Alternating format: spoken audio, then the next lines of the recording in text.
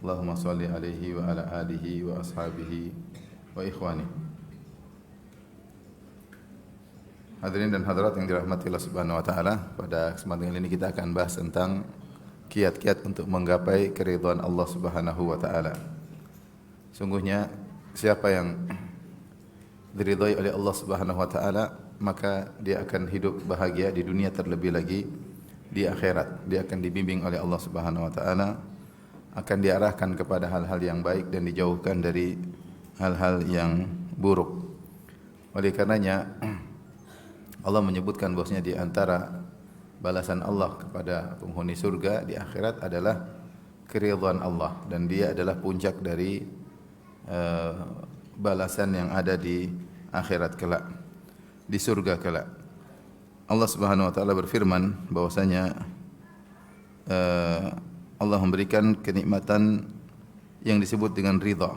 Seperti firman Allah Subhanahu wa taala, Qul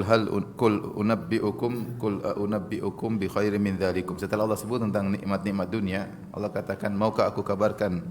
Katakanlah, apakah aku kabarkan kepada kalian tentang yang lebih baik dari seluruh nikmat-nikmat dunia tersebut? Lil ladzina taqaw 'inda rabbihim jannatun tajri min tahtiha al-anharu khalidina fiha.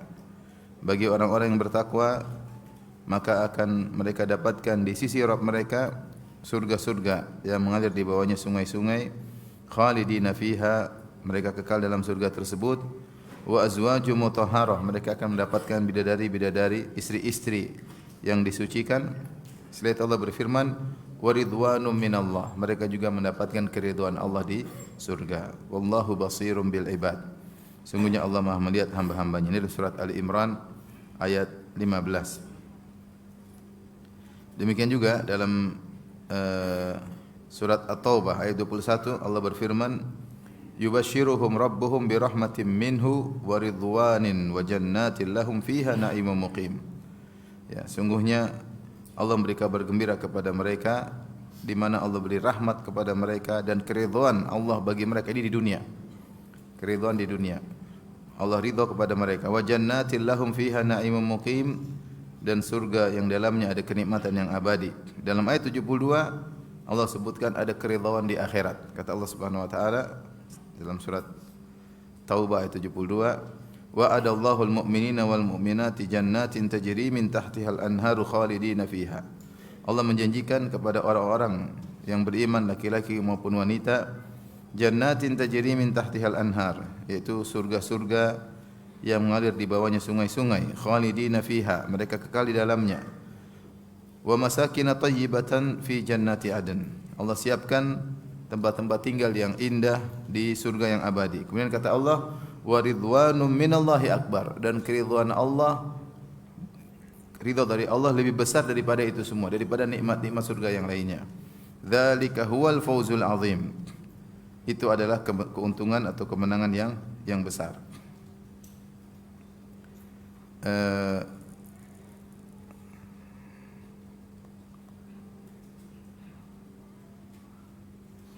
Demikian juga dalam surat Al-Hadid ayat 20 Allah berfirman, wa fil akhirati adzabun syadid wa maghfiratun minallahi wa ridwan. Di akhirat ada adab yang pedih jika masuk neraka jahanam, dan kalau masuk surga, wa maghfiratum minallahi wa ridwan, ada ampunan Allah dan keridhaan Allah Subhanahu wa taala. Dari sini kita tahu bahwasanya di surga Allah berikan selain kenikmatan-kenikmatan yang luar biasa yang tidak pernah terbetik dalam benak seseorang, tidak pernah dilihat, tidak pernah didengar, sebagaimana dalam hadis, a'datu li ibadiyas salihin ma la ainun ra'at, aku siapkan bagi hamba-hambaku di surga kenikmatan yang mata mereka tidak pernah melihatnya, wala udhunun sami'at, tidak pernah didengar oleh telinga mereka, wala khatara ala qalbi bashar, dan tidak pernah terbetik dalam benak mereka. Ya. Itu pun masih ada yang lebih indah daripada itu semua, yaitu keridhaan Allah Subhanahu wa taala. Dalam hadis yang sahih Rasulullah SAW bersabda, innallaha yaqulu li ahli jannah, sungguhnya Allah berkata kepada penghuni surga, ya ahlal jannah, wahai penghuni surga, yaquluna labbaik rabbana wa sa'daik, mereka mengatakan kami memenuhi panggilan engkau ya Allah. Fayaqulu hal raditum, apakah kalian telah ridha, yaitu dengan kenikmatan yang kalian rasakan sekarang di surga. Fayaquluna wa ma lana la narda. Mereka menjawab, mengapa kami tidak ridha ya Rabb? Waqad a'taitana ma lam tu'ti ahadan min khalqik. Engkau telah berikan kepada kami kenikmatan-kenikmatan yang Engkau tidak berikan kepada seorang pun dari hamba-hambamu.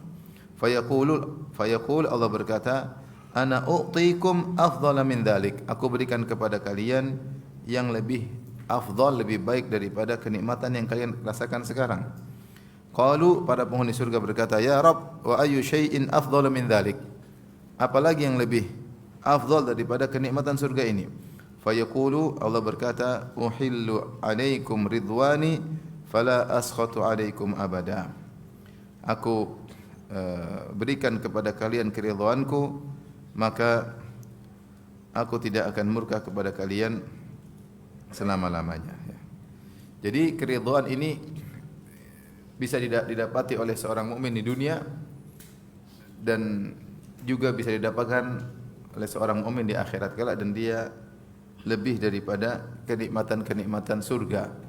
Makanya Allah mengatakan dalam surat At-Taubah tadi, waridwanum minallahi akbar. Setelah Allah sebut tentang nikmat surga, Allah mengatakan, dan keridhaan dari Allah lebih besar daripada nikmat-nikmat surga. Maka seorang berusaha mencari keridhaan Allah di dunia agar dia diridai oleh Allah di akhirat kelak. Ikhwan dan akhwat yang dirahmati oleh Subhanahu wa taala, mencari keridhaan Allah adalah tujuan utama para nabi dan juga tujuan utama para salihin. Seperti Allah bercerita tentang Nabi Musa alaihissalam. Nabi Musa, Allah panggil beliau alaihissalam untuk Allah turunkan Taurat kepada beliau. Sehingga kemudian ketika tiba waktu datangnya Nabi Musa, Allah menyuruh Nabi Musa datang membawa dia dan umatnya. Ternyata Nabi Musa mendahului umatnya, mendahului kaumnya. Dia langsung datang kepada Allah ke tempat pertemuan sendirian. Maka Allah tanya kepada Nabi Musa dalam surat Taha, kata Allah, "Wa ma a'jalaka an qaumika ya Musa?" Apa yang buat engkau tergesa-gesa wahai Musa sehingga kau datang sendirian, kau tidak bawa kaummu? Qala hum ala athari wa ajiltu ilaika rabbi litarda. Kata dia Musa, ya Allah, mereka nyusul, mereka sedang berjalan menuju ke sini, cuma aku mendahului mereka litarda, agar kau ridha kepada aku. Itu Nabi Musa terburu-buru ingin segera memenuhi panggilan Allah agar Allah ridha kepada Nabi Musa alaihissalam. Agar Allah ridha kepada Nabi Musa alaihissalam. Demikian juga Nabi Muhammad sallallahu alaihi wasallam dalam hadis beliau minta keridhaan Allah Subhanahu wa taala, ya. Di antara doa beliau, as'aluka minal amali ma tarda. Aku mohon kepada engkau, ya, amalan yang kau ridha ya Allah. Demikian juga dalam hadis yang lain Rasulullah berdoa, wa ardina warda anna. Ya Allah, jadikanlah kami ridha dengan segala keputusanmu, warda anna, dan ridhalah kepada kami. Ridhalah kepada kami. Jadi Rasulullah sendiri minta keridhaan.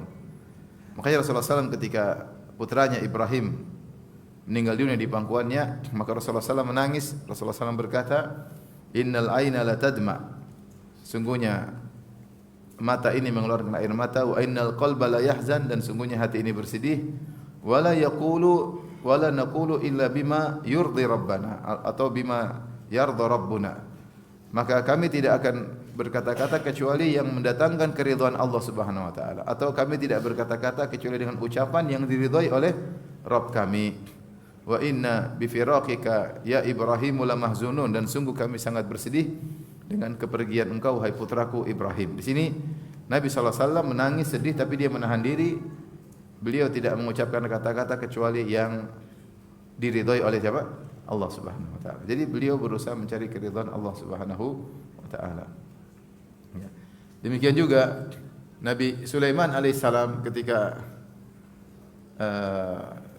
melihat semut, kemudian semut berbicara dan dia mendengar semut tersebut berbicara, dia berdoa, Rabbi auzi'ni an ashkura ni'mataka allati an'amta alayya wa ala walidayya wa na'mala salihan tarda. Ya. Ya Rabbku, ilhamkanlah kepadaku agar aku bisa mensyukuri nikmat yang Kau berikan kepada aku dan kepada kedua orang tuaku. Wa an a'mala salihan tardah, dan agar aku bisa beramal saleh yang Kau ridha dengan amal saleh tersebut. Sehingga keridhaan Allah adalah tujuan para anbiya, para salihin, ya. Allah juga berfirman tentang kaum muhajirin, lil fuqara'il muhajirin alladzina ukhriju min diyarihim wa amwalihim yabtaguna fadlan minallahi wa ridwana wa yansuruna Allah wa rasulahu ulaika humus shadiqun. Dan para fuqara muhajirin yang mereka terusir dari negeri mereka, dari Mekah, meninggalkan negeri mereka dan harus berpisah dari harta mereka, karena mereka tinggalkan perdagangan mereka, rumah mereka, harta mereka, mereka tinggalkan. Bahkan sebagian mereka meninggalkan emas dan perak yang mereka miliki untuk berhijrah. Buat apa mereka berhijrah? Pergi ke kota Madinah, yabtaguna fadlan minallahi wa ridwana. Mereka mencari karunia Allah dan mereka mencari keridhaan Allah Subhanahu wa taala. Ya. Oleh karenanya dalam suatu riwayat ketika Nabi sallallahu alaihi wasallam diusir dari kota Taif, Rasulullah berdoa dengan doa yang isinya ya, menyedihkan, tapi di akhir Nabi SAW itu Rasulullah mengatakan, saya mau kemana ya Allah? Ila kepada kaum yang memusuhiku, kepada orang jauh yang merendahkan aku, sampai Rasulullah mengatakan illam yakun minka ghadabun fala ubali, atau kama qala, dia mengatakan kalau kau tidak murka kepadaku maka aku tidak peduli. Tidak ada masalah, tidak ada masalah saya dihina, tidak ada masalah. Yang penting kau ridha kepadaku. Yang penting kau ridha kepadaku. Maka keridhaan Allah Subhanahu wa taala adalah cita-cita para nabi dan juga cita-cita para salihin, ya. Oleh karenanya Allah sebutkan dalam Al-Qur'an dengan predikat yang luar biasa, Allah ridha kepada para sahabat. Seperti firman Allah Subhanahu wa taala, laqad radiyallahu 'anil mu'minina idh yubayyi'unaka tahta syajarah fa'alima ma fi qulubihim fa anzala sakinata 'alaihim wa athabahum fathan qariba.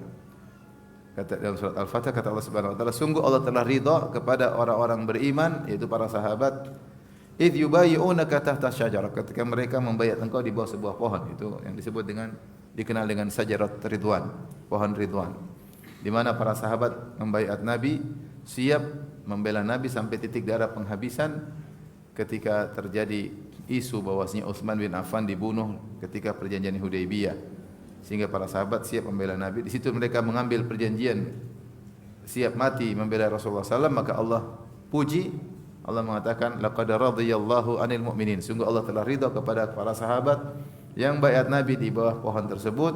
Kata Allah, fa'alima ma fi qulubihim, Allah tahu ketulusan hati mereka.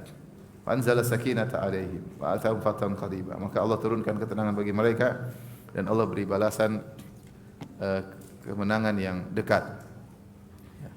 Demikian juga Allah berfirman, was-sabiqunal awwaluna minal muhajirin wal ansar walladzina tabauhum bi ihsan radhiyallahu anhum wa radu an wa adalahum jannatin tajri tahtaha al-anhar, dalam surat At-Taubah. Kata Allah Subhanahu wa taala, sungguh as-sabiqunal awwalun, orang-orang pertama kali masuk Islam, minal muhajirin wal ansar, dari kalangan muhajirin maupun kaum ansar, walladzina tabauhum bi ihsan, dan yang mengikuti mereka dengan cara yang baik. Bagaimana? Radhiyallahu anhum wa radu'an, Allah ridha kepada mereka dan mereka ridha kepada Allah, dan Allah siapkan surga bagi mereka. Jadi para sahabat telah mendapat predikat ridha Allah. Makanya kalau kita sebut nama sahabat, kita bilang radhiyallahu anhum. Kenapa? Karena Allah telah menyebutkan Allah ridha kepada mereka dengan perjuangan mereka, amal soleh mereka, ketulusan hati mereka, keikhlasan hati mereka, maka Allah ridha kepada mereka. Maka siapa yang diridhai oleh Allah Subhanahu wa taala, Allah akan membimbing dia di dunia ini, ya.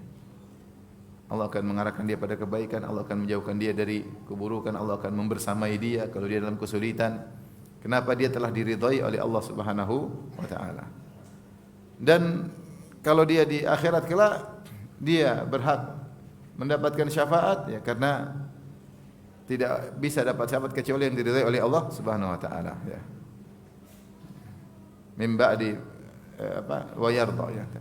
Tidak ada kata Allah Subhanahu wa taala wa kam malakin fis samawati la tughni syafa'atum syai'an illa min ba'di ay yasha Allah illa min ba'di gimana?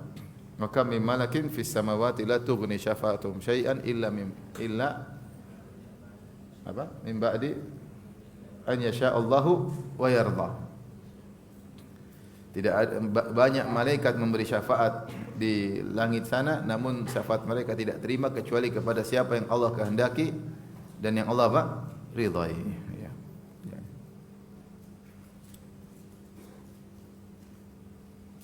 Oleh karenanya inilah cita-cita para nabi dan cita-cita orang beriman, ingin mendapat keridhaan Allah. Yang penting Allah ridha. Yang penting Allah ridha. Nah, pada kesempatan kali ini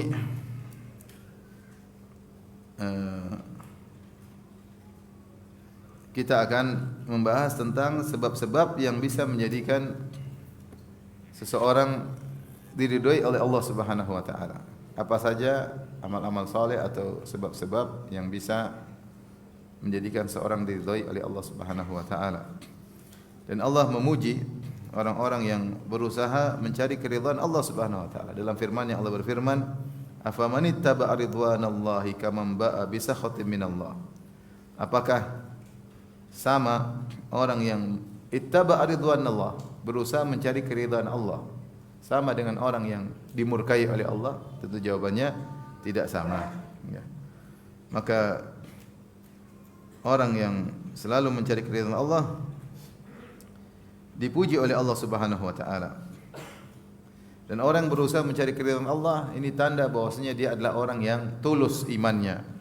Allah berfirman, "Qala Allahu hadza yaumu yanfa'u as-shadiqina sidquhum." Hari kiamat inilah hari di mana orang-orang yang tulus, yang jujur, bermanfaat ketulusan mereka.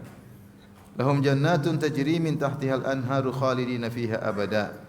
Bagi mereka surga-surga yang mengalir di bawahnya sungai-sungai, mereka kekal di dalam selama-lamanya. Radhiyallahu anhum wa radu'an. Allah ridha kepada mereka dan mereka ridha kepada Allah. Dzalikal fawzul azim. Ini adalah kemenangan yang besar. Jadi kita harus berusaha untuk mencari keridhaan Allah Subhanahu wa taala. Yang jadi pusat perhatian kita adalah Allah ridha. Dan kalau kita sering memikirkan Allah ridha atau tidak, maka kita akan fokus kepada Allah, bukan fokus kepada manusia. Kebanyakan orang atau banyak orang mencari keridhaan manusia, mencari keridhaan manusia. Ini masalah sehingga terjerumus dalam ujub, terjerumus dalam riya, terjerumus dalam banyak masalah. Kenapa? Karena mencari keridhaan manusia, ribut di antara mereka. Ya. Oleh karenanya perkataan indah di riwayat Imam Syafi'i, ridwan nas ghayatun la tudrak. Ya. Bahwasanya keridhaan manusia adalah tujuan yang tidak mungkin tercapai. Adapun keridhaan Allah bisa tercapai. Kita mana bisa memuaskan manusia? Manusia modelnya banyak, memuaskan satu tidak suka. Menyenangkan yang satu, yang lain tidak senang. Ya. Kadang orang itu senang pada satu sisi kita, dia tidak senang dari sisi kita, sisi yang lain. Manusia keinginannya macam-macam. Tapi kalau mencari keridhaan Allah bisa. Keridhaan Allah bisa. Mencari keridhaan manusia terkadang butuh biaya, butuh ya, adapun keridhaan Allah, si miskin juga bisa mendapatkan keridhaan Allah Subhanahu wa taala. Baik, apa saja usaha yang bisa kita lakukan agar kita mendapat keridhaan Allah Subhanahu wa taala? Di antaranya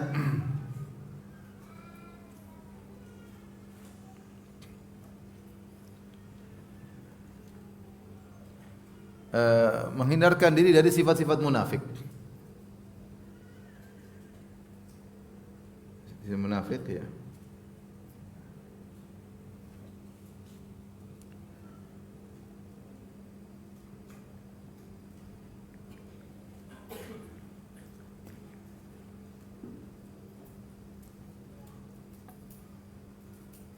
Ketika Allah bercerita tentang sifat-sifat orang munafik dalam surat At-Taubah ayat 95 sampai 96, di ayat 96 Allah berkata, yahlifuna lakum litardau anhum. Mereka orang munafik tersebut bersumpah kepada engkau agar engkau ridha kepada, agar kalian ridha kepada mereka. Mereka nekat bersumpah, nekat berbohong. Fa in tardau anhum fa innallaha la yarda 'anil qaumil fasikin. Ayat surat At-Taubah 96.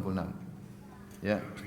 Kalau kalian ridha kepada mereka, orang munafik yang nekat bersumpah agar menyenangkan kalian, fa innallaha la yarda 'anil qaumil fasikin. Sungguhnya Allah tidak ridha dengan orang-orang yang fasik.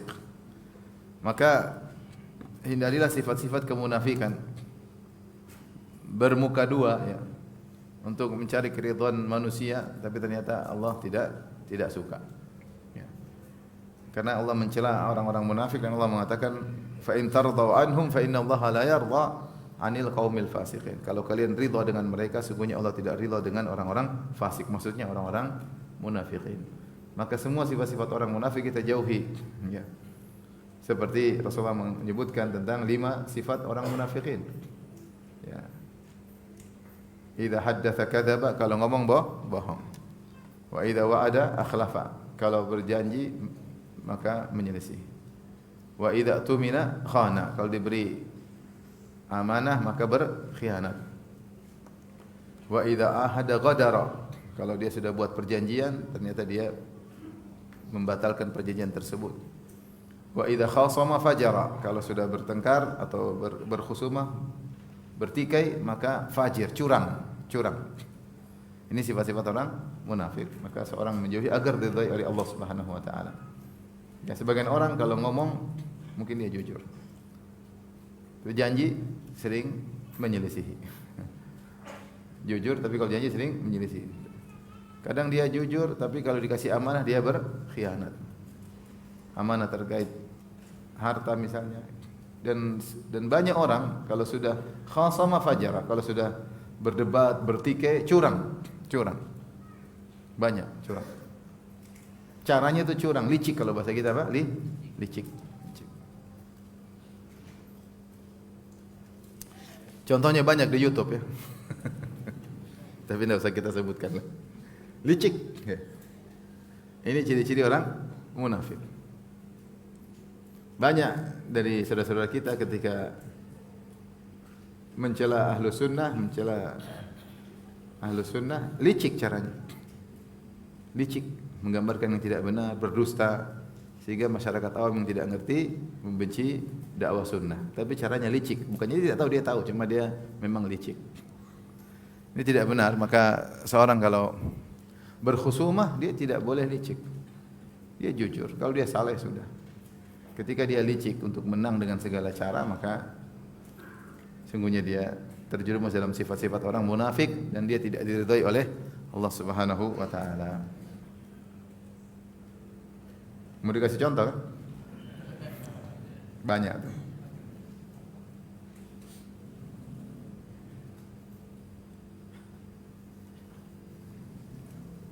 Contoh satu aja lah, biar jelas dikit. Misalnya ada seorang ustaz mengatakan firqah ini termasuk firqah sesat. Terus ada orang yang licik, dia bilang ini dibilang sesat berarti kan kafir, berarti dia mengkafirkan. Nah, ini licik namanya. Licik atau tidak? Licik. Beda antara sesat dengan licik. Sesat dengan apa? Kafir.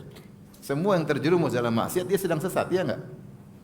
Semua yang terjerumus dalam maksiat dia sedang sesat, tapi bukan berarti dia kafir. Tapi untuk membuat orang benci, ini contoh cara yang licik. Nah, ini berarti mengkafirkan. Nah, orang terkena, oh iya benar mengkafirkan, orang benci. Ini licik cara seperti itu. Sementara dia sendiri tahu tidak begitu. Contoh lagi kelicikan, misalnya ini mengatakan orang tua Nabi misalnya kafir. Ini tidak beradab sama Nabi, kurang ajar sama Nabi, tidak menghargai perasaan Nabi lah. Gimana sih? Maksudnya ini kan licik, tidak ada kelaziman seperti itu. Tapi memanfaatkan kebodohan masyarakat sehingga kemudian membuat diksi-diksi yang tidak benar. Dia sendiri tahu tidak begitu. Seandainya memang begitu, tidak apa-apa. Seandainya kalau seorang ulama yang mengatakan misalnya orang tua Nabi di neraka, berarti dia benci sama Nabi, ingin menyakiti hati Nabi, ya tidak apa-apa. Tapi kalau tidak benar kan jangan kau lazimkan. Ini licik caranya. Sementara yang mengatakan, saya dalam buku buku saya 40 ulama yang mengatakan orang tua Nabi di neraka. Ini meskipun khilaf, tapi saya kan banyak ulama yang mengatakan demikian. Az-Zahabi, Ibnu Katsir banyak sekali. An-Nawawi itu semua enggak suka sama Nabi. Mereka ini yang mengatakan orang tua Nabi di neraka, mereka sudah ahli hadis, mereka punya buku tentang sirah Nabi. Kamu yang bikin begitu enggak punya apa-apa. Terus kenapa melazimkan demikian? Ini licik maksud saya. Dan begini banyak. Ini contoh dua udah cukup ya. Sayang maksud saya, kasihan. Ya, hanya karena ingin mencari keridhaan manusia, kemudian melakukan kelicikan ketika berseteru. Tidak boleh seperti itu. Tidak boleh. Ya. Berseteru jujur aja. Kalau dia enggak begitu, jangan bilang begitu. Enggak boleh. Para ulama ketika membahas bahkan Khawarij misalnya atau firqah-firqah, mereka tidak melebihi daripada apa yang dikatakan. Mereka tidak mau melebihi dari apa yang diucapkan. Tidak mau berlebih-lebihan. Kalau begitu begitu, kalau enggak. Kalau enggak. Bahkan di antara insafnya ahlu sunnah, kalau ada yang mengatakan Khawarij bilang begini tidak benar, dibantah. Oh, mereka tidak begitu, itu salah. Mereka kritiki, tidak begitu. Jadi, nah, kalau kita bertikai, misalnya ada masalah apa dengan seorang, jangan licik.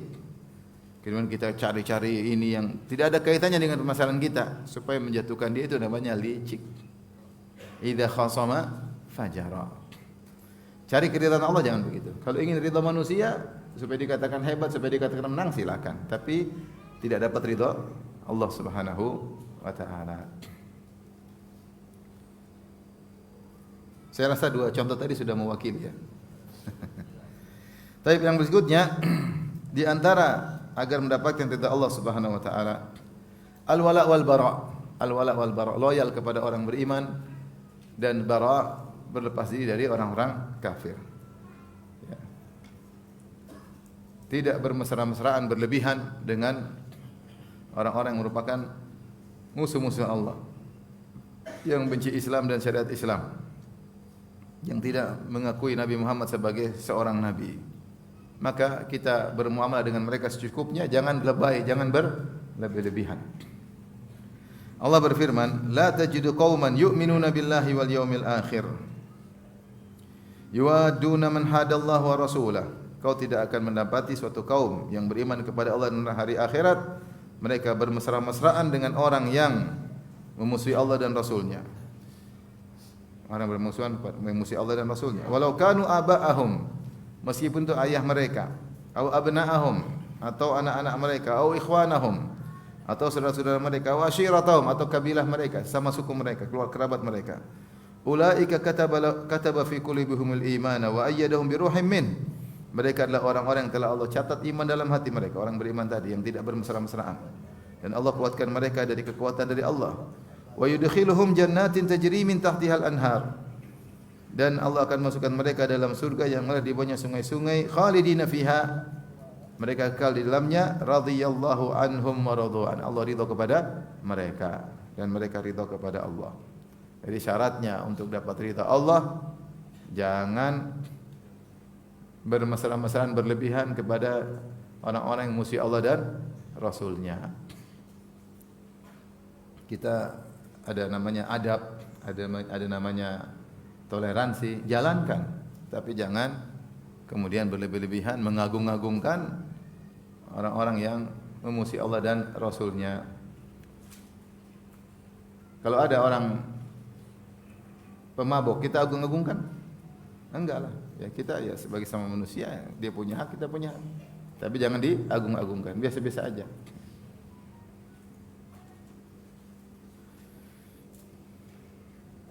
Apalagi orang yang musuh Allah dan Rasulnya. Apalagi orang yang membantai kaum muslimin. Kemudian kita datang temui agung-agungkan, kan aneh. Antum enggak usah dijelaskan, harusnya udah ngerti, enggak usah saya jelasin. Dikatakan al-labibu bil isyarat yafhamu. Orang cerdas itu dikasih isyarat sudah paham, enggak usah dibilang. Ya, kalau mau dapat ridha Allah ada aturannya. Kalau mau cari ridha manusia silakan. Kalau cari ridha manusia, ridha Allah dikorbankan. Hidup cuma sekali, jangan spekulasi. Kemudian di antara yang keberapa ini? Yang ketiga. Agar mendapatkan keridhaan Allah Subhanahu wa taala, maka suka bersyukur kepada Allah Subhanahu wa taala. Allah berfirman, "Wa in tashkuru yardahu lakum."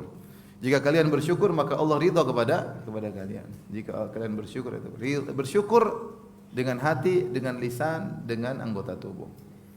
Sederhananya dengan hati, bagaimana bersyukur dengan hati? Pertama, mengakui bahwasanya nikmat semua dari siapa? Dari Allah. Mengakui, i'tiraf, "Mama bikum min ni'matin fa min Allah." Tidak ada nikmat kecuali dari Allah. Yang kedua, meyakini atau tidak menganggap saya pantas dapat nikmat tersebut. Jangan pernah menganggap demikian. Saya memang pantas kok. Enggak ada. Ya. Kau tidak ada apa-apa ibadah yang kau lakukan cuma sangat secuil dia. Bagaimana kau menganggap saya pantas dapat nikmat tersebut? Enggak. Kapan kita merasa memang saya pantas, maka syukur kita kurang kepada Allah. Tapi kapan kita benar-benar bersyukur, saya ini tidak pantas tapi Allah kasih, itu namanya benar-benar bersyukur. Lihatlah Nabi Ibrahim dan Nabi Sulaiman ketika bangun Ka'bah, angkat batu besar, potong batu dari lembah, dipikul, dibawa, disusun bikin Ka'bah. Mereka kata berdoa, "Rabbana taqabbal minna innaka antas samiul alim." Ya Allah, terimalah ibadah kami. Ini baru bikin masjid kecil, dinamai dengan nama bapaknya lagi. Terus dia merasa wah hebat, merasa lihat Ibrahim Ismail bangun Ka'bah setengah mati. Yang sekarang jutaan manusia beribadah di situ, yang kita semua solat berkiblat ke situ. Ketika mereka bangun, mereka tidak merasa hebat, pantas dan yang lainnya. Sehingga mereka berdoa setiap meletakkan batu, "Rabbana taqabbal minna." Maka kalau seorang merasa memang saya pantas, saya sudah berusaha, itu nanti tidak bersyukur. Bersyukur itu pertama dengan hati merasa seluruh nikmat dari Allah. Yang kedua, jangan merasa saya pantas. Makanya di antara perkataan Qarun yang diabadikan oleh Allah, dia mengatakan innama utituhu ala ilmin indi. Sungguhnya aku dapat harta ini karena ilmuku. Ada dua tafsiran di antara tafsiran para ulama, yaitu dia merasa ana mustahiqun lidzalik, memang saya pantas untuk dapat kenikmatan harta tersebut. Adapun bersyukur dengan lisan maka sering memuji Allah, alhamdulillah dan seterusnya. Adapun bersyukur dengan jawarih dengan menggunakan seluruh nikmat yang Allah berikan pada kita untuk ketaatan. Kita dikasih mata jangan buat lihat yang haram. Kita dikasih telinga jangan buat untuk dengar-dengar yang haram. Kita dikasih harta jangan untuk maksiat dengan harta tersebut. Itu namanya bersyukur, menggunakan nikmat yang Allah berikan kepada kita untuk kebaikan. Namanya bersyukur.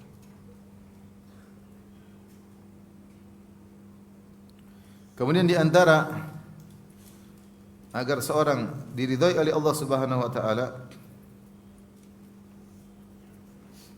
sering berzikir, sering bertasbih di malam hari, zikir pagi petang, sering berzikir mengingat Allah agar Allah ridha kepada kita. Allah berfirman kepada Nabi sallallahu alaihi wasallam, "Fasbir ala ma yaquluna wasabbih bihamdi rabbika qabla tulu'i syamsi wa qabla ghurubiha wa min ana'il laili fasabbih wa atrafan nahari la'allaka tardha." Bersabarlah atas apa yang mereka ucapkan dan bertasbihlah dengan memuji Rabbmu sebelum terbit matahari dan sebelum terbenam matahari. Dan di tengah malam maka bertasbihlah, di ujung-ujung hari bertasbihlah, la'allaka tardha, semoga kau ridha, yaitu kau diridhai oleh Allah Subhanahu wa taala.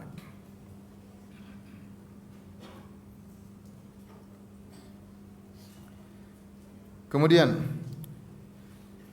jadi sisihkan waktu bertasbih, berzikir. Pagi jangan lupa berzikir, petang jangan lupa berzikir, tengah malam jangan lupa baca Al-Qur'an, sebelum tidur jangan baca Al-Qur'an ya. Cuma sekarang ini kita bukan zikir pagi petang tapi medsos pagi petang. Medsos pagi petang. Bukan murajaah Quran sebelum tidur, medsos sebelum tidur. Itulah. Makanya ketika ditanya bagaimana salaf dahulu terhadap Al-Qur'an, ada yang mengatakan sebagaimana kalian dengan medsos sekarang. Jawabannya singkat tapi nyentilnya luar biasa. Sangat menyinggung ya. Bagaimana salaf terhadap Al-Qur'an seperti kalian bersama medsos sekarang. Kalau ingin diridhai oleh Allah, sisihkan waktu. Saya bukan melarang kita lihat medsos, kita juga butuh pengetahuan tentang dunia keislaman ya. Kondisi masyarakat kaum muslimin. Kita juga cinta sama negeri ini, kita ingin negeri ini lebih semakin baik ya. Kita lihat berita-berita, kita sedih kalau kaum muslimin bersedih, tetapi jangan sampai berlebihan sehingga kita lupa berzikir kepada Allah Subhanahu wa taala. Ingat perkataan salaf, zikrullah dawa wa zikrun nas da. Berzikir kepada Allah adalah obat dan menyebut-nyebut manusia adalah penyakit. Semakin terlalu sering kita sebut-sebut manusia ini fulan alan, jadi ini hati semakin sakit. Terlalu banyak informasi yang masuk ke dalam hati yang tidak perlu, akhirnya mengambil space yang harusnya untuk mengingat Allah Subhanahu wa taala. Sementara hard disk terbatas. Ya. Kapasitas hard disk terbatas. Semakin banyak kita isi dengan hal yang tidak bermanfaat, maka untuk Allah semakin sedikit. Tapi di antara cara untuk mendapat ridha Allah, di antara cara yang paling cepat dapat ridha Allah adalah menjadikan kedua orang tua ridha. Nabi SAW bersabda, ridha Rabb fi ridhal walid, wa sakhatur Rabb fi sakhatil walid. Keridhaan Allah ada pada keridhaan orang tua dan kemurkaan Allah pada kemurkaan orang tua. Dalam riwayat yang lain, ridallah fi ridal walidain wa sakhatullah fi sakhatil walidain. Keridhaan Allah ada pada keridhaan kedua orang tua dan kemurkaan Allah ada pada kemurkaan kedua orang tua. Maka seorang kalau orang tuanya masih hidup, cara diridhai oleh Allah dengan membuat orang tua ridha. Ya. Ini menunjukkan betapa agungnya berbakti kepada orang tua. Orang tua ridha semaksimal mungkin yang bisa kita lakukan. Ada orang tua yang ngerti, ada orang tua enggak ngerti. Kita sudah berusaha semaksimal mungkin, dia tetap aja tidak menghargai. Itu di luar kemampuan kita. Ya. Kita sudah berkorban, tetap aja direndahkan. Ada seorang sudah kasih sesuatu, kata mamanya cuma segini, kakakmu aja kasih banyak misalnya. Ya sudah, mau diapain? Tapi banyak orang tua yang juga tidak begitu, dia pengertian, sayang sama anaknya. Semampunya kita datang telepon, kita tidak bisa kasih banyak-banyak, dan mereka ridha. Apalagi sampai orang tua bangga dengan kita, senang dengan anaknya, bangga, tersenyum-senyum kalau bertemu dengan anaknya, rindu kalau dikunjungi oleh anaknya, bangga dengan anaknya. Maka ini cara tercepat untuk meraih keridhaan Allah Subhanahu wa taala ya. Makanya perkataan Muhammad bin Munkadir ya, dia mengatakan bitu agmizu rijlai ummi wa bata akhi Umar yusalli. Ya. Ya. Aku semalam memijit kaki ibuku sementara saudaraku Umar salat malam. Aku tidak mau tukeran pahala. Enggak mau. Tahu salat malam luar biasa. Tapi ketemu ibu kan sekali-sekali. Dan Allah suruh kita mencari keridhaan apa? Orang tua. Maka dia memilih untuk memijit kaki ibunya ya. Oleh karena seorang kalau orang tua masih hidup, kesempatan mencari ridha Allah dengan mencari keridhaan orang tua. Ya. Jangan sampai angkat suara di depan orang tua. Orang tua marah apapun, jangan balas bentak. Tetap aja iya Bu, iya Bu. Iya ya, iya Bi. Ya. Jangan sampai angkat suara. Ya. Agar orang tua ridha. Kalau orang tua udah ridha, selesai. Antum diridhai oleh Allah di dunia, diridhai Allah di akhirat. Kalau diridhai oleh Allah, urusan gampang. Kalau sudah diridhai oleh Allah, urusan akan dimudahkan oleh Allah Subhanahu wa taala. Maka carilah kesuksesan dengan meraih keridhaan orang tua. Dan sudah saya sering sampaikan betapa banyak orang sukses gara-gara berbakti kepada kedua orang tuanya. Baik, di antara sebab yang keberapa? Di antara sebab utama agar mendapat ridha Allah adalah mengikuti jalan as-salafus saleh. Mengikuti metode as-salafus saleh dalam menjalankan keagamaan, nilai-nilai agama. Allah berfirman, "Was-sabiqunal awwaluna minal muhajirin wal ansar wal ladzina tabauhum bi ihsan radhiyallahu anhum wa radu an. Wa adalahum jannatin tajri tahtaha al-anharu khalidina fiha abada. Dzalikal fawzul azim." Itu dalam surat At-Taubah ayat berapa? 100. 101. 100. At-Taubah 100 ya. Tulis surat At-Taubah ayat 100.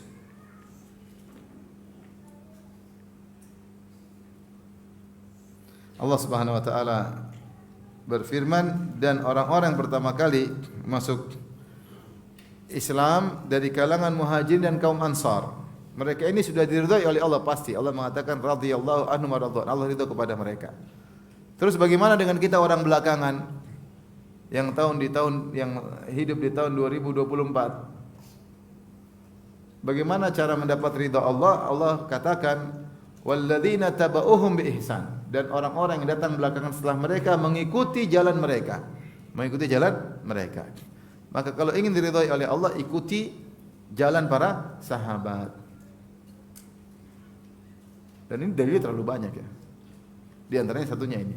Agar apa? Radhiyallahu anhum wa radwan, agar diridhai oleh Allah Subhanahu wa taala. Jangan meninggalkan jalan para sahabat kemudian bikin jalan-jalan sendiri. Bikin bid'ah dalam agama yang tidak dicontohkan oleh Nabi dan para sahabatnya. Yang lebih tahu tentang apa yang diridhai oleh Allah adalah Nabi dan para sahabatnya. Yang lebih tahu tentang apa yang terbaik untuk perbaiki umat adalah Nabi dan para sahabatnya. Tidak usah bikin metode-metode baru yang tidak sesuai dengan syariat, tidak sesuai dengan jalan para sahabat, baik dalam masalah akidah maupun dalam peribadatan. Mereka yang dengan cara ibadah mereka, cara akidah mereka membutuh generasi yang luar biasa. Generasi yang belitan, generasi yang benar-benar bertakwa kepada Allah. Generasi yang rela mengorbankan jiwa dan raga untuk Islam dan kaum muslimin ya. Maka itulah yang sudah ada. Buktinya tinggal kita ikuti. Imam Malik pernah berkata, lan yusliha atau lan yasluhu lan yuslih hadhil ummah illa bima aslaha awwalaha atau kama qala. Ya, tidak akan umat ini menjadi baik kecuali dengan apa yang telah memperbaiki generasi pertama. Ya. Kalau ingin umat ini baik, kembali kepada generasi pertama dalam berakidah, dalam beribadah, dalam bermuamalah, mereka lebih hebat. Mereka lebih hebat. Maka tidak usah bikin metode-metode baru zaman sekarang. Contoh seorang bikin metode baru, kemudian berdakwah dengan DJ, musik DJ, ada kan sekarang? Dakwah tapi repot. Nanti yang hadir mungkin hadir rame, tapi semuanya suka joget, repot kan? Terus kita bikin hasil orang dakwah seperti itu, repot. Nanti begadang malam-malam, begadang mulu, joget-joget, cari laki perempuan, campur ikhtilat. Ya laki-laki kalau perempuan ketemu pasti ada konsletnya, ya enggak? Ada stromnya enggak? Kecuali laki-lakinya enggak normal, dia hanya strom dengan laki-laki. Kalau normal laki-laki sama perempuan pasti ada stromnya. Gimana lihat perempuan joget-joget itu? Kalau masih normal, kecuali enggak normal ya. Lihat perempuan seperti lihat kambing ya, emang enggak normal. Tapi kalau normal ya pasti tertarik. Terus gimana campur laki-laki perempuan joget-joget? Oke. Terus di atas nama dakwah, repot ya. Repot, ikut saja jalan sahabat dan Nabi. Insya Allah lebih baik. Tidak usah berinovasi dengan jalan-jalan yang tidak dibenarkan dalam syariat. Mau ingat Allah, zikirnya loncat-loncat. Loncat, jalan ke depan, loncat belakang. Saya lihat ini apa ini. Mungkin kalau Abu Jahal hidup dia ketawa. Ini Muhammad kayak begini, gimana ceritanya nih? Seperti orang kerasukan zikirnya. Loncat. Apa seperti ini? Ya mungkin dia bilang kita ketika begitu merasa melayang-layang. Apa melayang-melayang itu yang dituntut oleh syariat? Ya. Terus kalau sudah selesai itu kemudian jadi orang bertakwa. Ya. Ikuti aja cara Nabi dan para sahabat radhiyallahu taala anhum. Di sini Allah mempersyaratkan walladzina tabauhum biihsan, dan orang-orang yang mengikuti jalan mereka dengan pengikutan yang baik, maka akan diridhai oleh Allah Subhanahu wa taala. Yang berikutnya, agar diridhai oleh Allah Subhanahu wa taala, ridha dengan keputusan Allah Subhanahu wa taala yang terkadang memilukan hati, yang tidak disukai oleh hati kita. Disebut dengan ridha dengan al-aqdar al-mu'limah. Takdir-takdir yang mungkin tidak sesuai dengan keinginan hati kita.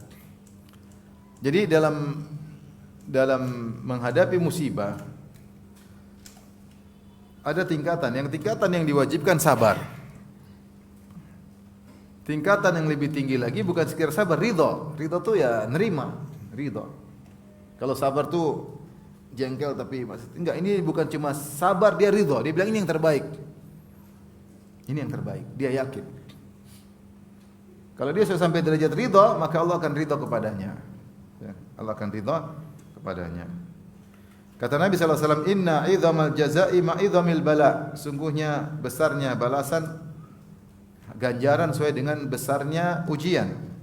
Wa inna Allaha idza ahabba qauman ibtalahum. Kalau Allah sudah mencintai satu kaum, maka Allah uji mereka. Faman radhiya falahu ridha. Siapa yang ridha dengan ujian tersebut, maka dia akan dapat keridhaan Allah Subhanahu wa taala. Wa man sakhita falahu sakhatu. Siapa yang murka, maka dia akan mendapatkan kemurkaan Allah Subhanahu wa taala. Makanya di antara doa Nabi tadi, Allahumma ardina warda anna. Ya Allah, ardina itu berikanlah kami, jadikanlah kami ridha dengan apa keputusan. Ardina warda anna. Demikian juga doa Nabi, as'aluka ridha ba'dal qada.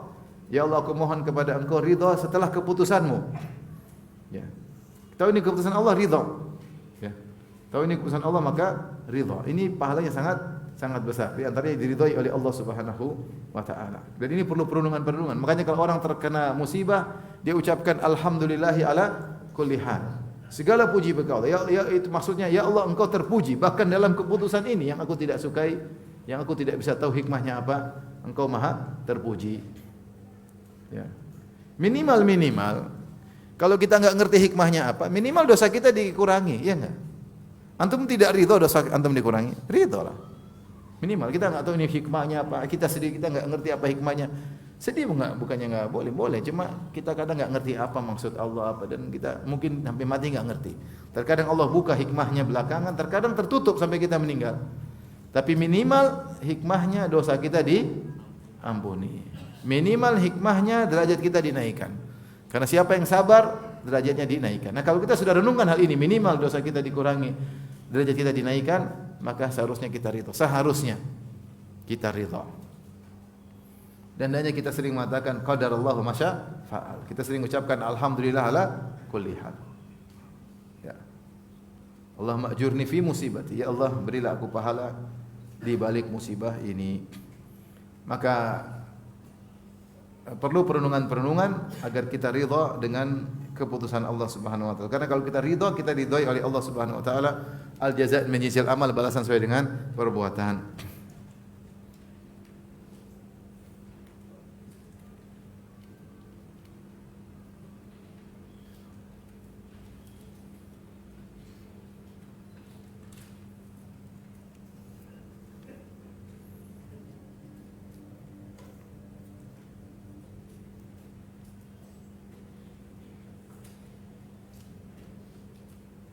Di antaranya perhatian terhadap Al-Quran.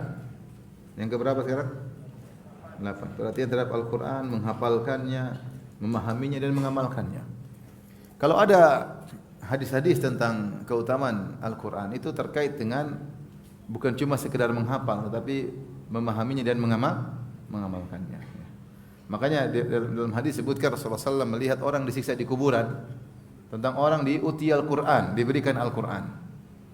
Fahuwa yanamu anhu bil lail wa lam ya'mal bihi fin nahar.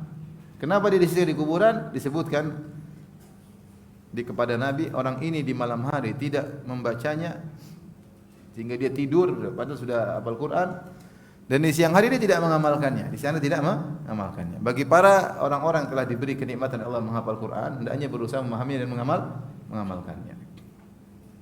Karena kalau cuma baca saja tidak dipahami, terkadang timbul keangkuhan, kesombongan, dan berusaha memahami. Paling tidak membaca terjemahannya kalau tidak tahu bahasa Arab. Kalau tahu bahasa Arab, alhamdulillah, dia baca, dia ngerti, dia mengamalkan sedikit.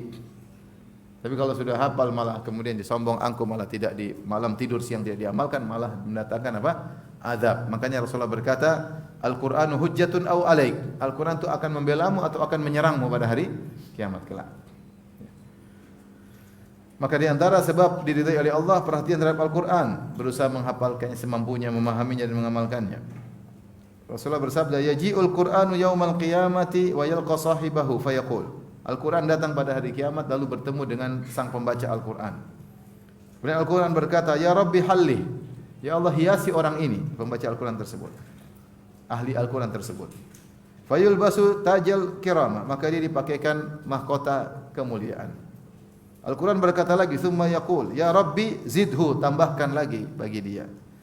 Fayulbasu hullatal karama, maka dia dipakaikan pakaian kemuliaan. Itu selendang, kemudian bawahan, pakaian kemuliaan. Tsumma yaqul, Al-Qur'an berkata lagi, "Ya Rabbi irda anhu," ya Allah ridailah dia. Fayarda anhu, maka Allah pun ridha kepada orang ini. Jadi kalau kita lihat ridho ini terakhir, tingkatan paling tinggi.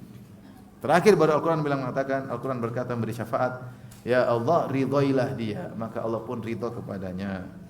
Fa yuqalu lahu, maka dikatakan kepada ahli Al-Qur'an ini, "Iqra warqa wa yuzad bi kulli ayatin hasanah." Bacalah dan naiklah. Maka ditambah setiap ayat yang dia baca ditambah kebaikan. Maka kalau ingin diridai oleh Allah, berusaha memahami ayat-ayat Allah. Ayat-ayat Allah itu Al-Quran itu luar biasa. Kita ini kekurangan kita, kurang perhatian sama Al-Quran. Karena Al-Quran itu kitab kebahagiaan. Al-Quran itu kitab petunjuk. Allah telah mengatakan, "Inna hadzal Qur'ana yahdi lillati hiya aqwam." Sungguhnya Al-Quran itu menunjukkan kepada jalan yang terbaik. Jalan yang terbaik. Makanya Nabi ketika lihat Umar baca Taurat, lembaran Taurat, Nabi marah. Nabi mengatakan, "Amutahawwikuna anta ya ibn al-Khattab?" Kau kenapa ya Umar baca-baca dari Taurat, mau cari petunjuk? Umar, kita tidak boleh mencari petunjuk dalam kitab suci yang lain. Apa yang di Al-Qur'an sudah cukup.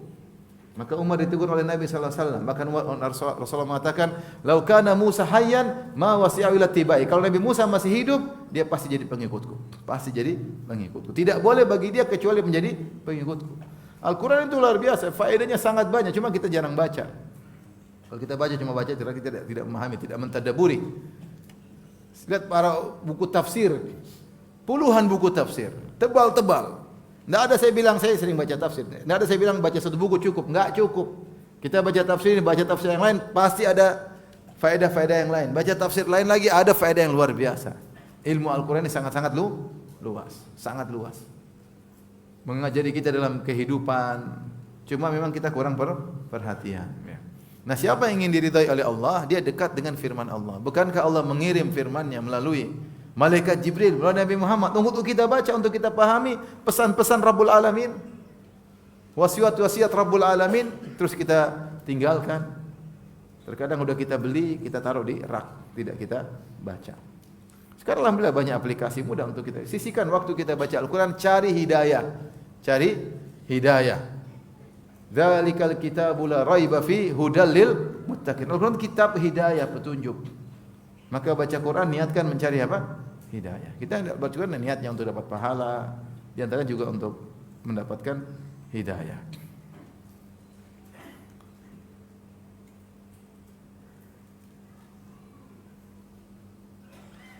Taib tadi di antara sebab mendapatkan ridha Allah dengan memintanya. Tadi sudah saya singgung doa-doa para nabi, meminta kepada Allah agar diridhai.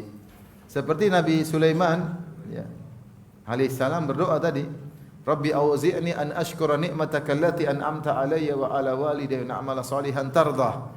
Ya Allah, ilhamkan kepadaku, ya auzi'ni, ilhamkan kepadaku, agar aku bisa mensyukuri nikmat yang Engkau berikan kepadaku dan nikmat kepada kedua orang tuaku, dan aku agar bisa beramal saleh yang Engkau ridhai. Karena banyak amal ternyata tidak diridhai oleh Allah Subhanahu wa taala. Ingin beramal saleh agar diridhai oleh Allah Subhanahu wa taala. Demikian juga tadi doa Nabi sallallahu alaihi wasallam, "Allahumma zidna wa la tanqusna, wa akrimna wa la tuhinna, wa atina wa la tahrimna, wa athirna wa la tu'thir alaina, wa ardina warda 'anna." Hadis riwayat Tirmidzi.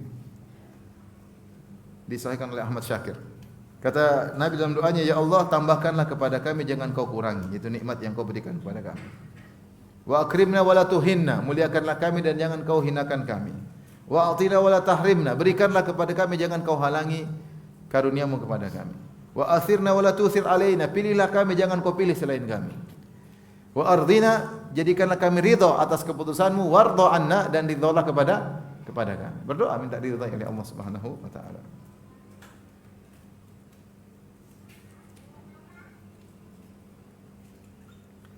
Tapi yang berikutnya, yang keberapa? Berusaha menjaga lisan dengan kata-kata yang baik, ya. Kata-kata yang baik. Manusia Islam itu Muslim jangan ceplas-ceplos, ya. Jangan ceplas-ceplos. Dia pikir dulu sebelum apa yang dia ucapkan. Jangan dia ucapkan baru dia mikir belakangannya. Mikir dulu baru apa? Berkata-kata. Makanya Nabi berkata, "Man kana yu'minu billahi wal akhir falyaqul khairan aw liyasmut." Siapa yang beriman kepada Allah dan hari akhirat, maka ucapkan yang baik, kalau tidak diam. Mikir dulu. Perkataan selama masih dalam mulutmu kau bisa atur. Kau bisa mengaturnya di bawah kuasamu, kendalimu. Tapi udah keluar, kau tidak bisa mengendalikannya lagi. Apalagi zaman sekarang. Sudah terlanjur diucapkan, sudah. Terlalu banyak hal mungkin kita sesalkan, sudah terlanjur keluar. Kemudian manusia tidak memaafkan. Kemudian jejak digital tidak memaafkan. Diungkit lagi ada. Makanya saya belum bicara dipikirkan. Dan kita pikirkan bukan masalah manusia, kita pikirkan tentang keridhaan. Ini manusia saja bikin kita gelisah ketika ternyata mereka melakukan hal yang tidak baik gara-gara kita salah berucap. Apalagi kalau kita salah berucap terkait dengan keridhaan Allah Subhanahu wa taala. Yang penting bagi kita Allah ridha. Manusia mau marah biarin aja, yang penting Allah ridha. Maka Rasulullah bersabda, "Inna rajula la yatakallamu bil kalimati min ridwanillahi azza wa jalla. Ma yadhunnu an tablugha ma balagat. Yaktubullahu azza wa jalla lahu biha ridwanahu ila yaumil qiyamah." Hadis riwayat Ahmad, sahih. Sungguhnya seorang berucap dengan satu perkataan yang mendatangkan keridhaan Allah. Dia tidak menduga bahwasanya efeknya luar biasa terhadap keridhaan Allah. Maka Allah Subhanahu wa taala menuliskan bagi dia keridhaan Allah sampai hari kiamat. Dia diridhai terus sampai hari kiamat, luar biasa. Gara-gara satu kalimat yang dia ucapkan. Yang mungkin dia tidak duga efeknya luar biasa. Berusaha pilih kata-kata yang baik. Ya. Sekarang gara-gara satu kata-kata bikin orang dapat hidayah. Berarti Syekh Abdul Razak pernah cerita, dia keluar di malam 27 pingin sholat di Masjid Nabawi, tiba-tiba ada anak muda mungkin lagi dengar musik-musik, lagi enggak sholat atau lagi ngapain lah, pokoknya tidak pergi ke masjid. Maka saya ingin pergi, dia bilang saya enggak enak lihat mereka. Kebetulan qadarullah Allah membuat beliau melihat orang-orang tersebut, anak muda tersebut. Sekedar menegakkan hujah di hadapan Allah, beliau datang, beliau nasihati. Ini malam 27, ini bukan terus pergi aja. Pokoknya menyampaikan hujah di hadapan Allah. Takut ditanya oleh Allah, kau lewat kau enggak tegur. Dan itu kebiasaan Syekh, setahu saya seperti ada sesuatu dia berusaha mengingkari apapun depan dia. Dia berusaha mengingkari. Terima atau enggak bukan urusan, tapi dengan cara-cara yang lembut. Maka dia datang, dia tegur, terus dia pergi. Setelah berapa tahun kemudian ketemu lagi ada anak muda sudah baik, sudah berdakwah. Dia bilang, "Saya dulu yang pernah engkau apa? Yang pernah engkau nasihati." Subhanallah. Ini disebut juga oleh para ulama ketika Nabi Musa menegur para tukang sihir. Ketika para tukang sihir berkumpul semua untuk berduel dengan Nabi Musa berkata, "Wailakum la taftaru 'ala Allahi kadziban fayusitakum bi'adzab." Wa qad khaba man iftara. Musa sampaikan aja, enggak urusan dia mau. Hati-hati kalian jangan berusaha nama Allah. Sungguh celaka orang yang berusaha nama Allah. Fatanaza'u bainahum amrahum asarrun najwa. Akhirnya mereka gelisah ribut. Gimana ini? Ternyata kalimat itu di antara sebab mereka akhirnya beriman kepada Allah Subhanahu wa taala. Satu kata terkadang diucapkan seorang dengan niat tulus ternyata punya efek yang bisa membuat Allah ridha kepada orang tersebut sampai hari kiamat. Tetapi dia ikhlas ketika mengutarakannya. Bukan kemudian dia nasihatiku, dia publish nasihat saya, itu repot sebenarnya. Kadang beri nasihat juga riya. Oleh karenanya, seorang ketika berkata-kata dia pilih-pilih.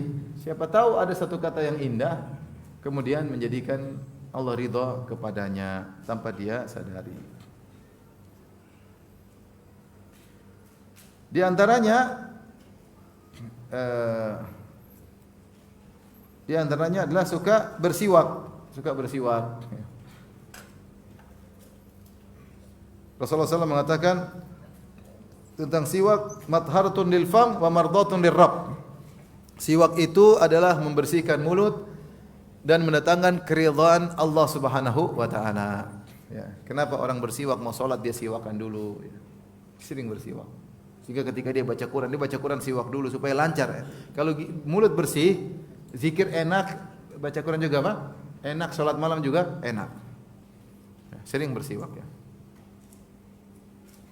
Kalau siwak enak, siwak tuh saya taruh di sini. Dulu saya punya teman orang Amerika, sekelas sama saya. Masya Allah, orang cuek.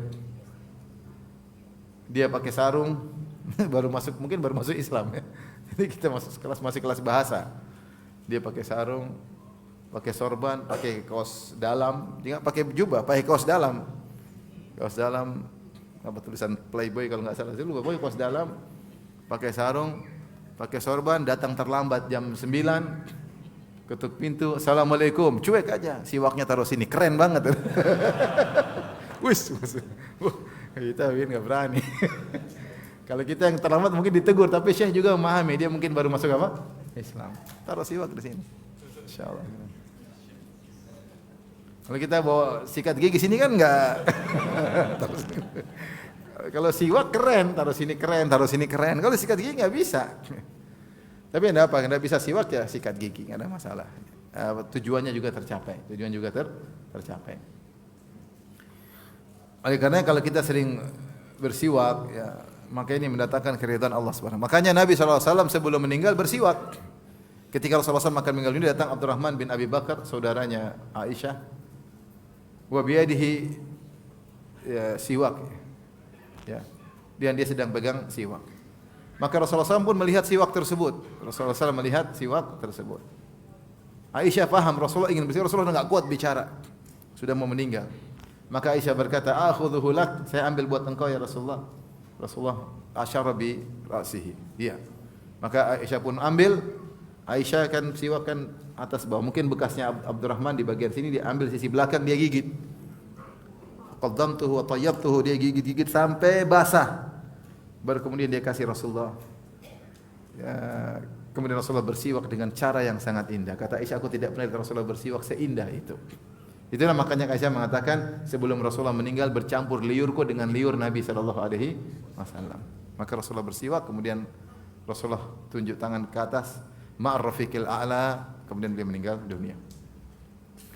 Jadi siwak kelihatannya sepele, tapi kalau kita niatkan agar semangat berzikir, agar semangat baca Quran, agar semangat salat malam dengan mulut yang harum atau menyenangkan, insyaallah dapat ridha dari Allah Subhanahu wa taala.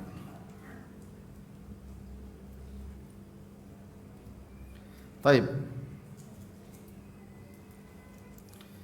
Jadi inilah beberapa sebab agar meraih keridhaan Allah Subhanahu wa taala.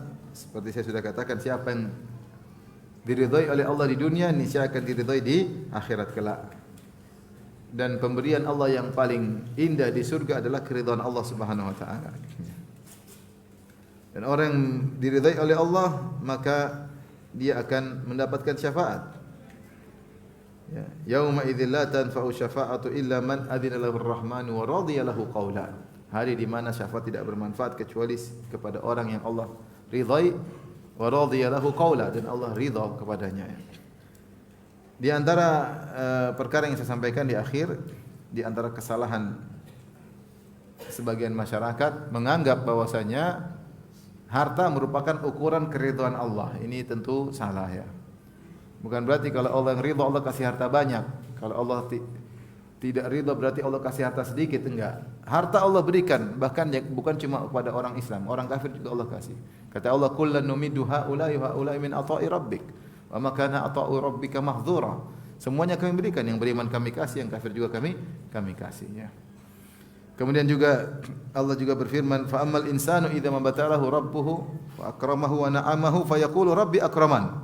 Wa amma idza mabtalahu fa qadara alaihi rizqahu fa yaqulu rabbi ahanan. Adapun manusia kalau dikasih harta, dimuliakan, dikasih nikmat, maka dia berkata Allah telah memuliakan aku, ridha kepadaku. Adapun jika disempitkan rezekinya, dia bilang Allah telah menghinakan aku, tidak ridha kepadaku. Allah bantah, kalla, sekali-sekali apa? Tidak. Harta bukan ukuran pemuliaan Allah.